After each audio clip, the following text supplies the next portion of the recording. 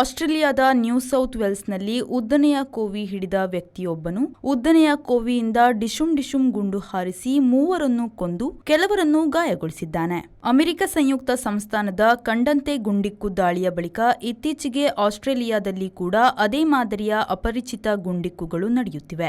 ಗುಂಡು ಹಾರಿಸಿದ ವ್ಯಕ್ತಿ ಗುಂಡಿಕ್ಕಿ ಮುಂಡ ಉರುಳಿಸುತ್ತಲೇ ಸ್ಥಳದಿಂದ ನಾಪತ್ತೆಯಾಗಿದ್ದು, ಪೊಲೀಸರು ಈಗ ಒಂದು ಕಡೆ ತನಿಖೆ, ಇನ್ನೊಂದು ಕಡೆಯಲ್ಲಿ ಗುಂಡದಮ ಎಂದು ಹುಡುಕುತ್ತಿದ್ದಾರೆ. ಆಸ್ಟ್ರೇಲಿಯಾದ ಮಧ್ಯ ಪಶ್ಚಿಮ ವಲಯದ ನ್ಯೂ ಸೌತ್ ವೇಲ್ಸ್ನ ಸಿಡ್ನಿಯಿಂದ 611 ಕಿಲೋಮೀಟರ್ ಉದ್ದದ ಲೇಕ್ ಕಾರ್ಗಿಲ್ಗೋ ಪಟ್ಟಣದಲ್ಲಿ ಈ ಗುಂಡುಸುರಿ ಘಟನೆ ನಡೆದಿದೆ. ಇದು ಬರೇ 1100ರಷ್ಟು ಜನಸಂಖ್ಯೆ ಇರುವ ಪಟ್ಟಣವಾಗಿದೆ. ಮಧ್ಯಾಹ್ನದ ಹೊತ್ತು ಈ ಘಟನೆ ನಡೆಯುತ್ತಲೇ ತುರ್ತು ರಕ್ಷಣಾ ಕಾರ್ಯಕರ್ತರು ಅಲ್ಲಿಗೆ ಓಡಿ ಬಂದಿದ್ದಾರೆ. ಆದರೆ ಅದಾಗಲೇ ಮೂವರ ದಿಂಡುರುಳಿಯಾಗಿತ್ತು.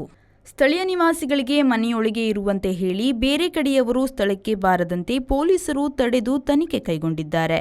ಸತ್ತವರಲ್ಲಿ 2 ಗಂಡಸರು, ಮತ್ತೊಬ್ಬರು ಮಹಿಳೆ.